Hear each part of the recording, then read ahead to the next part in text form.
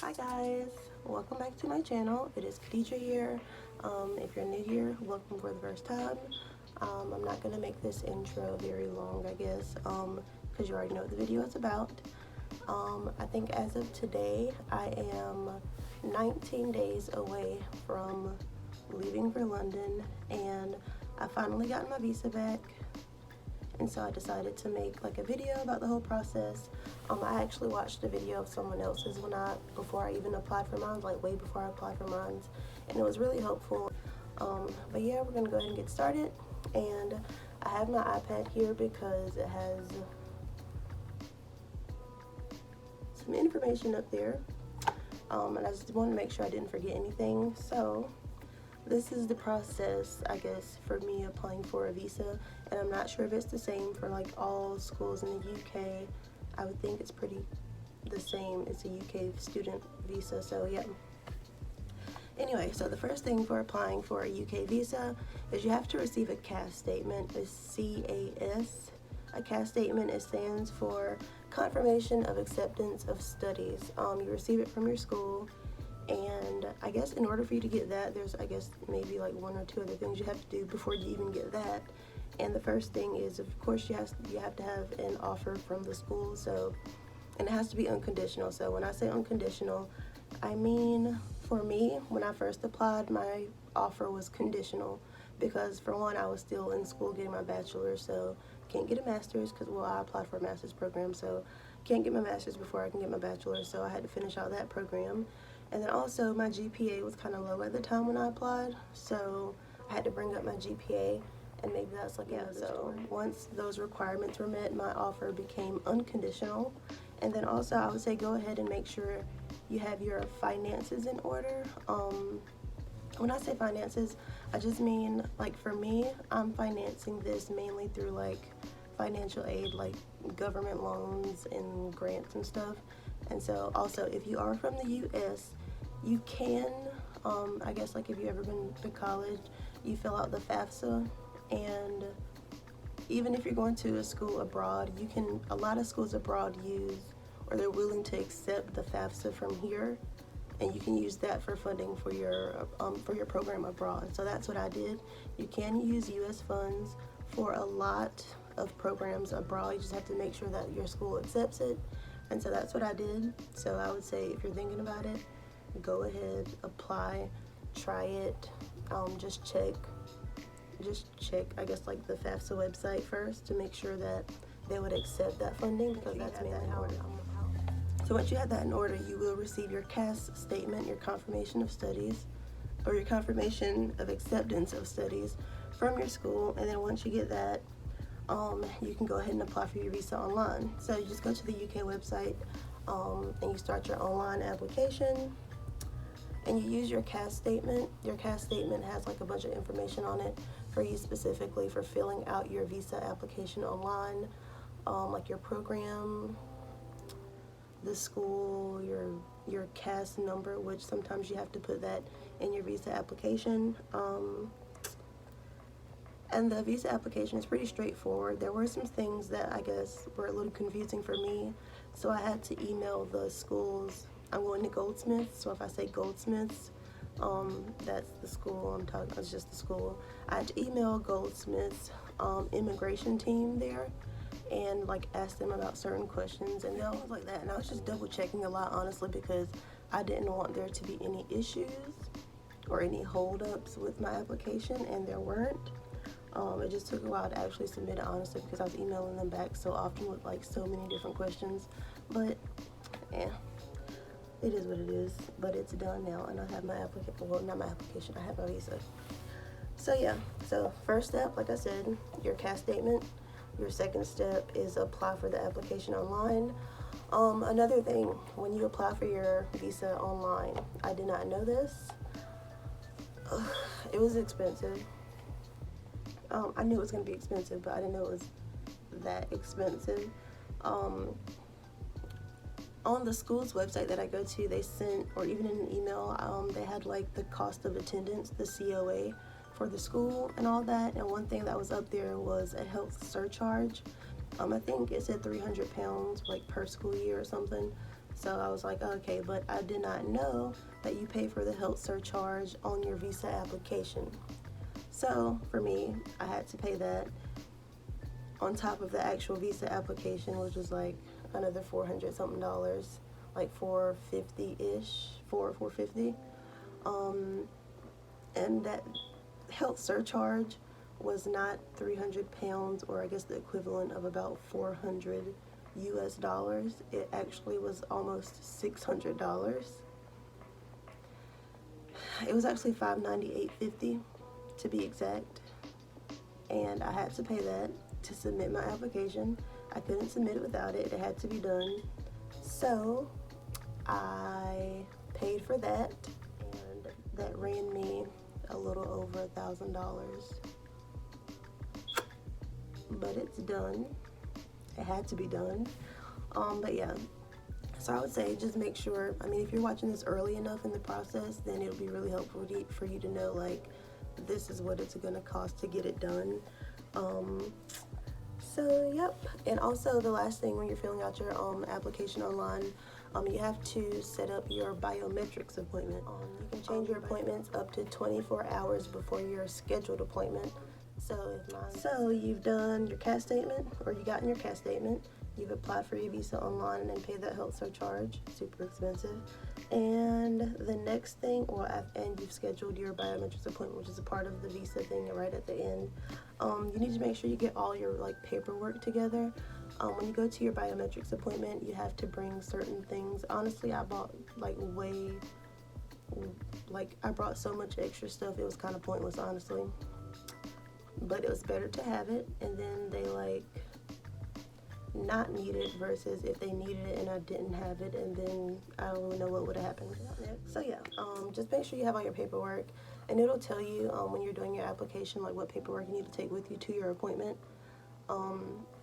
So yeah, so then the last, or not, I guess next to the last thing, you make sure, you attend your biometrics appointment. I think it says get there like 15 minutes early, I want to say. So you get to your biometrics appointment, you go to like the front counter or whatever. Not sure how it is at different locations. I went to the location in Philadelphia, Pennsylvania. And appointment, here's what happened at mine. I got there. Think you're not supposed to have like your phone on, or it said like you're not supposed to have your phone in there, so I just went ahead and took mine back to the car. But I guess once I got in there, she was like, make sure it's off, but it was in the car anyway. So I got up there, I literally had like a folder with me with all of my paperwork in there because I wanted to make sure I didn't forget anything. Like one important thing you definitely need to make sure you have when you go is your visa. Not your visa, sorry, your passport. You'll be taking your passport along with some other paperwork to your biometrics appointment. And I got to the front, gave her my name. She took my passport, she got some paper, stuck it in there or something, stamped some papers and all that, and then I went and sat down. I had to use the bathroom. I asked if I could use the bathroom before I got started with everything. She said it was fine. And then I sat down, and then like a minute or two later, I had to move like further into, like, it was like nobody there either. It was probably like, it really wasn't anybody there. So I went, they called me. Sorry, I'm starting to get stuffy. So they called me back. I was so worried about this appointment because, okay, hopefully I'm done. But I was so worried about this appointment because I had heard so many things about, like, they ask you a bunch of questions about, like, what you're doing or, like, what your plans are when you get there, all this stuff, but they didn't ask me anything, honestly. Like, they didn't ask me nothing, as a matter of fact. They called me back. They have on gloves.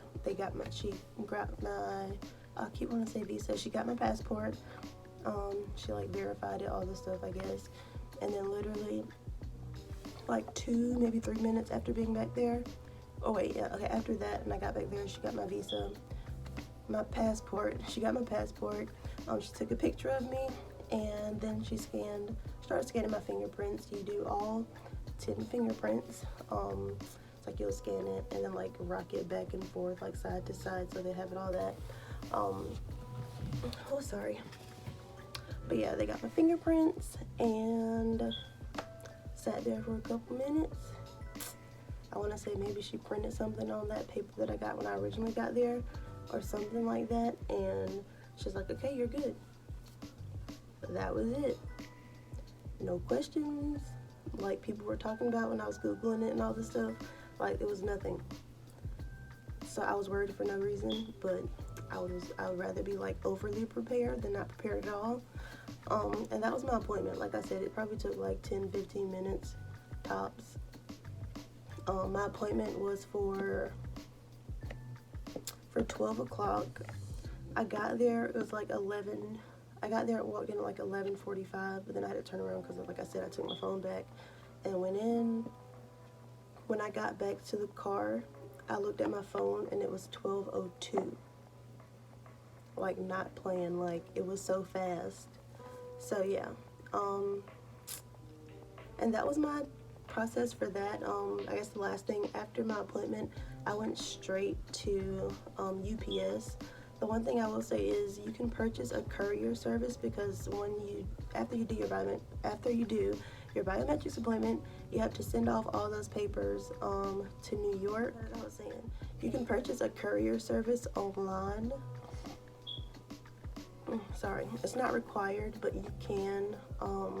I was gonna do that just to like be sure and make sure there weren't any like issues, but it was already getting expensive, y'all, for everything. Like I said, I paid a little over $1,000 for my visa application, but the cheapest one that they had online through the website was $70. But they also said you can do it yourself through UPS, which is what I did. I went to UPS, got to make sure I had all my paperwork together. I told them, I guess, like where I was sending it, and I needed a return shipping label like put in with all my paperwork, and it came up to, I want to say, like $28. It was no more than $30. I know that it was probably like $28. So yeah, I did that. I sent it off, and it was delivered to New York that following day, and 2 weeks later I got it back in the mail. No issues. Sorry, this video is starting to get long and I'm trying to wrap it up. And that was it. There was like, I didn't get any type of correspondence. I think I did get one email when it was like received, I guess, but that's it. No email saying whether it was approved or not, that it was being updated, I guess. Let me see, I think I wrote it down when exactly it was. My appointment was on the 8th. My biometrics appointment was on August 8th. It was delivered to New York on August 9th, and I received it in the mail back on August 21st, so it was pretty much almost exactly 2 weeks apart from my biometrics appointment to when I received it back in the mail. I think it said I can enter into the UK around September 9th, but I will be getting there on September 16th, which you include that information like in your visa application when you plan on arriving there. Do you know where you're living, all that stuff. So I said I would be arriving there on the 16th. So they said I guess the earliest I could get there is the 9th, and my visa does not expire until March 2021. So I guess that allows me some like room to stay if I want, which I might. Like, I'm already thinking about it. I'm not there yet. We'll see how it goes once I get there. But yeah, this video, hope this was like informative. It might have been boring, but if you're considering applying, or if you're going to be like a student in another country and you're worried about the application process, it's not as bad as it seems. Just make sure you have your paperwork in order. And that is it for this video. I hope you guys enjoyed it, and if not, hopefully you enjoy the next one. Like I said, I'm 19 days away from leaving, so I gotta go get some things, and I'll probably take you guys along. But yeah, I will see you guys in the next one. Make sure you like, comment, share, and subscribe, and I will see you guys in the next video.